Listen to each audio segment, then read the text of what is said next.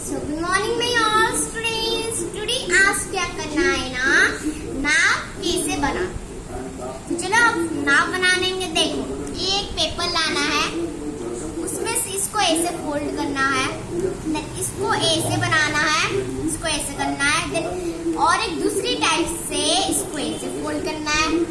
Yes, इसको ऐसे करना है, देन दूसरी टाइप से इसको ऐसे बनाना है। देन ये जो बीच में जो नहीं निकल रहा है, बीच में इसको पूरा साथ ले जाना, ऊपर तक, पूरा ऊपर तक ले गए, हो गया। देन दूसरी तरफ वैसे ही ले जाएंगे पूरा ऊपर तक। देखो पूरा ऊपर तक कैसे जा रहा है, पूरा ऊपर तक लेके फिर बीच से ऐसे ये जो है इसे हम ऐसे फिर से खोलेंगे, देन फिर से इसको ऊपर ले जाएंगे, देन फिर से इसको ऊपर ले जाएंगे। ठीक है, देखो इतना जब बच्चों देखो इतना जब हो जाएगा ना, तब और कुछ भी मत करना, बस ऐसे ही छोड़ देना। देन इसको हम नाव को खोलेंगे, ऐसे खोल लेंगे तो इतना हमारा हो गया नाव।